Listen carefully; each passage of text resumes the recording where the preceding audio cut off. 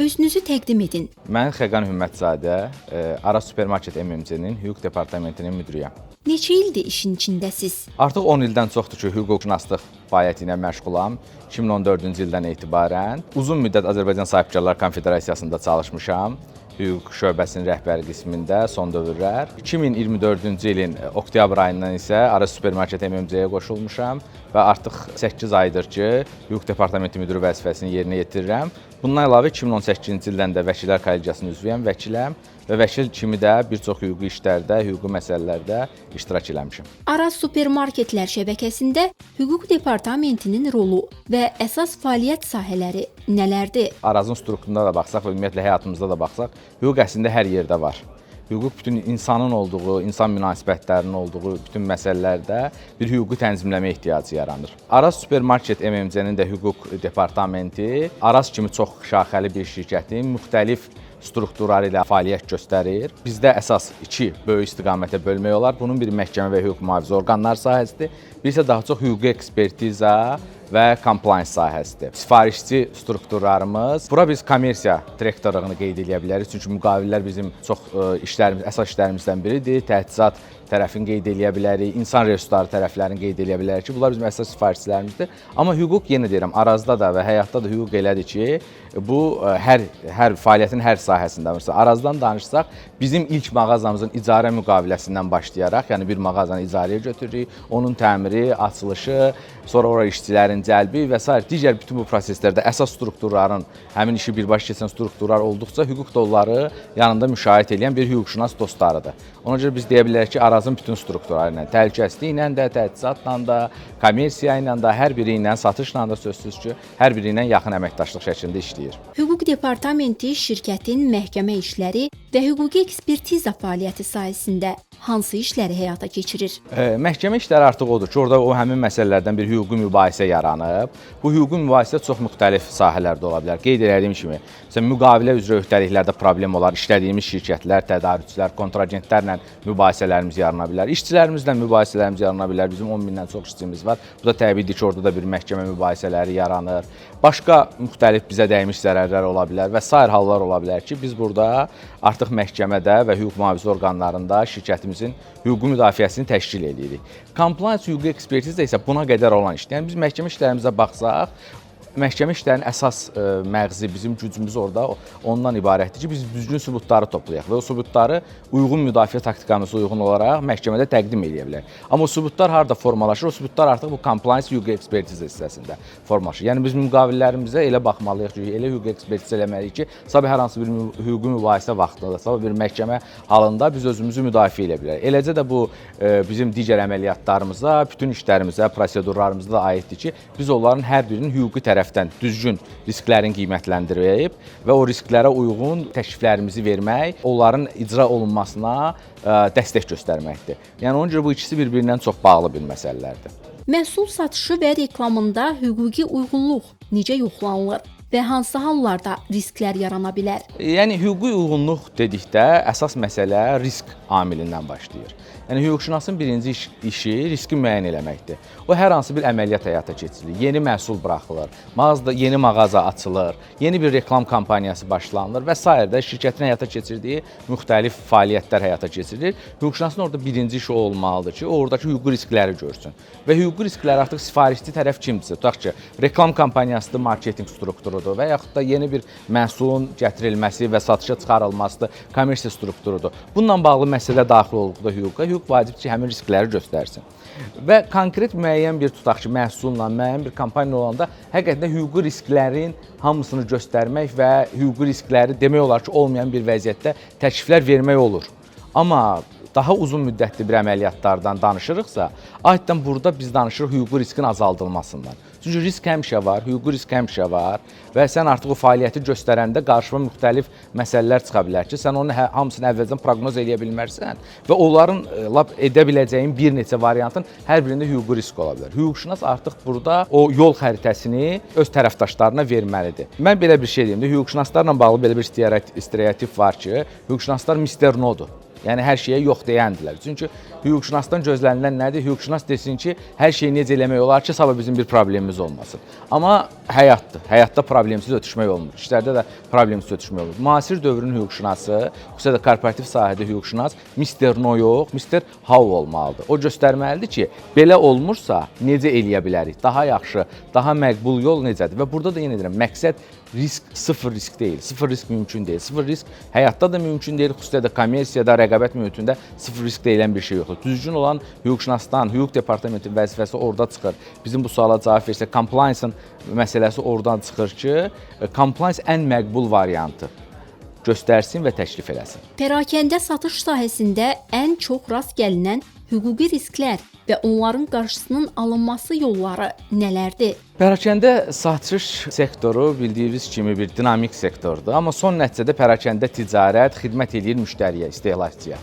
Və buradakı ana hüquqi risklər məsələ istehlakçı ilə yarana biləcək məsələlərdir ki, burada da istehlakçı hüquqlarının müdafiəsidir. Sözsüz burada bizə qədər kifayət qədər işlər görülür. Yəni Arazın ümumi məqsədi odur, qanunvericiliyi o şəkildədir ki, zaten məhsul gəlib piştaxtaya çıxana qədər onun maksimum riskləri az olsun. Orada nədir əsas məhsulla bağlı, istehlakçıdan bağlı məsələlər, keyfiyyət məsələlər ki, keyfiyyət yerində olmalıdır. Orada hər hansı bir çaşqınlığa yol vermək olmaz, müştərinin aldadılması halları olmamalıdır, məlumatlar düzgün təqdim edilməlidir. Amma bəzən olur da, bəzi məsələlərdə problemlər yaranır, bəzən həqiqətən də problem olur ki, problem yaranır, bəzən bir subyektiv yanaşmalar olur məsələlərə. Bu halda artıq biz çalışırıq ki, şirkətimizin hüquqlarını qanunvericilik səviyyəsində əlimizdə olan sübutlar, bizim bu məsələ ilə bağlı olan motivasiyamız, edə biləcəyimiz məsələlərlə bağlı tam şəkildə müdafiə edək. Ondan başqa perakəndə deyil, birbaşa ümumiyyətlə hər bir şirkətdə sözsüz ki, xüsusilə də Araz kimi 10 mindən çox əməkdaş olan şirkətdə əmək hüquqları, əmək münasibətləri çox önəmli rol oynayır, çünki həddindən artıq çox insan çalışır və burada müxtəlif məsələlər çıxa bilər. Çalışıb o məsələləri ən rəvan şəkildə həyata keçirmək lazımdır. Rəqabət məsələləri çox önəmli yerə çıxır, çünki rəqabət necə deyək, inkişafın əsas sütunlarından biri rəqabətdir və biz də bu bazarda tək fəaliyyət göstərmirik, rəqabət mühitində fəaliyyət göstəririk. Burada da rəqabət qanunvericiliyinin şərtlərinə əməl eləmək formasında işlərimizi qurmalıyıq. Hüquq departamentinin fəaliyyətini təkmilləşdirmək üçün hansı plan və strategiyalar üzərində işləyirsiniz? Compliance tərəfin gücləndirmə məsələsi önəmlidir, çünki bunun nəticəsi gedir məhkəmə tərəfinə də çıxır. Yəni məhkəmədə artıq bizim münasibətimiz istənilən halda reaktiv münasibətdir. Yəni məsələ olur, biz post factum, məsələdən faktdan sonra ona müəyyən bir münasibət göstəririk. Amma compliance fəaliyyətində biz bu işimizi təkmilləşdirməklə, bir risk matrikslərimizi düzgün müəyyən eləməklə, ona uyğun bütün fəaliyyət sahələrində bir hüquqi audit həyata keçirməklə biz risklərimizi əvvəlcədən azalda bilərik və daha məqbul variantlar təklif edə bilərik. Bu gün bizim əslində qarşımıza qoyduğumuz məqsəd hüquq departamenti olaraq proaktiv bir struktur vahidinə çevrilməkdir. Məsələlər artıq necə deyirlər, hüquqa gəlməmiş, yəni artıq problem, mübahisə yaranmamış, bunu yerindəcə aşkarlayıb və bu məsələlərlə bağlı zəruri yanaşmanı tətbiq eləməkdir. Bunun üçün müxtəlif planlarımız var. Bunun üçün sözsüz biz reyestrimizi gücləndirməliyik, datamızı gücləndirməliyik. Şirkət daxili bütün prosedurlara yenidən baxmalıyıq. Şirkət fəaliyyətini, bunu artıq həyata keçirməyə başlamışıq. Bundan başqa şirkətin əməliyyatlarını nəzərdən keçirib və o əməliyyatlarda yarana biləcək hüquqi riskləri müəyyən etməliyik. Hansılar ki, bunları biz artıq başlamışıq və strategiyamızda bunları həyata keçirməkdir. Texnologiya və rəqəmsallaşma hüquq işini necə dəyişir və siz bu prosesə necə uyğunlaşırsınız? Texnologiyanın müxtəlif formada təsirləri var.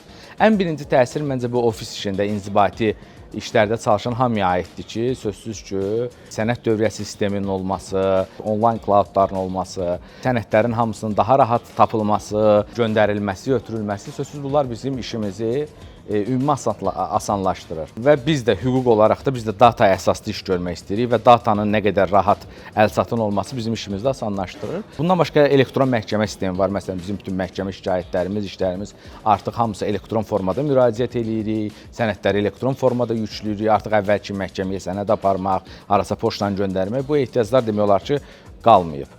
Və bir də indi artıq son 2 ildə hamının həyatına təsir edən süni intellektin də təsiri var.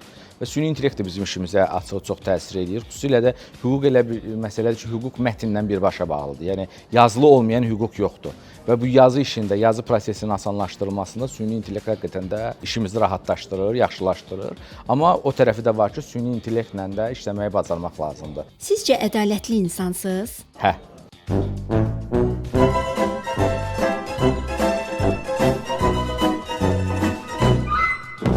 Birinci ədalət açığı bu elə bir konsepsiyadır ki, bu 5000 ildir, 10000 ildir müzakirə olunan bir konsepsiyadır. Siz Aristotelin də, Platonun da, müasir şəxsiyyətlərin də ədalət haqqında fikirlərini bilə bilərsiniz. Son nəticədə ədalət hər kəsə öz haqqını vermək məsələsidir.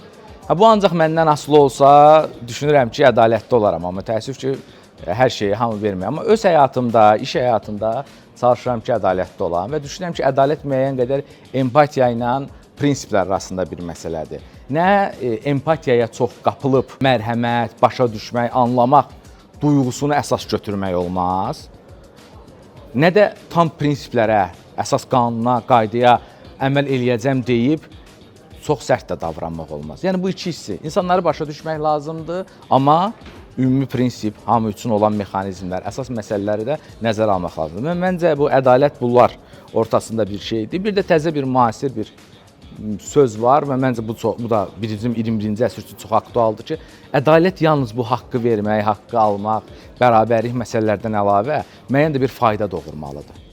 Yəni fayda şəxsi faydadan danışmıram, ictimai bir faydadan danışmalıyam ki, ədalət bir ictimai anlayış olmalıdır. Yəni o baxımdan siz mənə soruşursunuz, siz ədalətli insansınız. Məncə daha çox ədalət bir ictimai bir nəsnədir.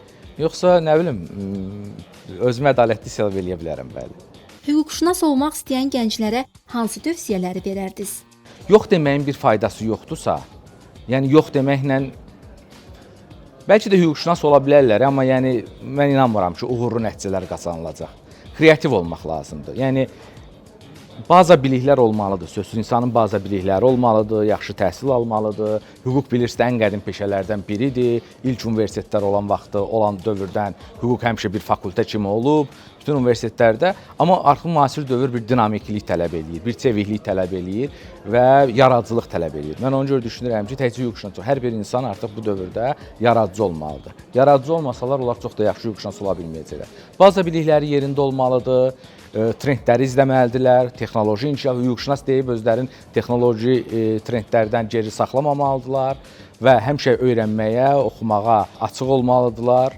Və analiz qabiliyyəti sözsüz. Bir də özlərində sözsüz tənqidi düşüncəni formalaşdırmalıdırlar. Suallarımızı cavablandırdığınız üçün təşəkkür edirik. Mən təşəkkür eləyirəm.